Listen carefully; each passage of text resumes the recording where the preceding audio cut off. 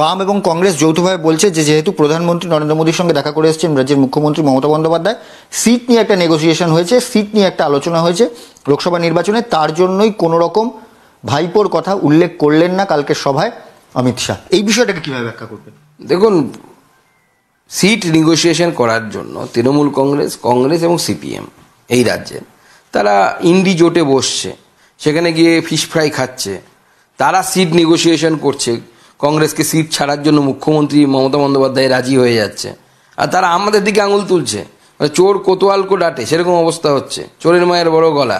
তোমরা ওখানে বসে ফিশ ফ্রাই পলিটিক্স করছো, ফিশ ফ্রাই জোট করছো।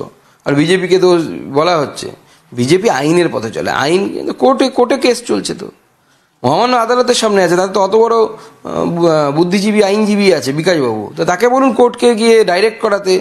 যদি আইন থাকে, যদি তথ্য প্রমাণ থাকে, তাহলে একটা কোর্ট বলে দেবে যে হ্যাঁ একে অ্যারেস্ট করো, অ্যারেস্ট হয়ে যাবে সঙ্গে সঙ্গে। তার মানে কি? তার মানে আমাদের বিরোধীরা পলিটিক্স করছে। ভারতীয় জনতা পার্টি আইন নিয়ে পলিটিক্স করে না। পলিটিক্স আইনের মতো চলবে, পলিটিক্সের মতো চলবে। আমরা কবে কি অ্যারেস্ট হবে তার জন্য বসে থাকবো নাকি? ভারতীয় জনতা পার্টি কি ওই ইডি সিবিআইয়ের দৌলতে ক্ষমতায় আসার স্বপ্ন দেখে? ভারতীয় জনতা পার্টি দেখে না। আমাদের কর্মী সমর্থক যারা আছে তারা প্রাণ দিয়ে লড়াই করছে। তারা লড়াই করে সরকার এখানে আনবে, নিজের পুরুষার্থ দিয়ে আনবে। কারো বৈশাখী নিয়ে, কারো ক্লাচ নিয়ে আমরা সরকারে আসতে চাই না।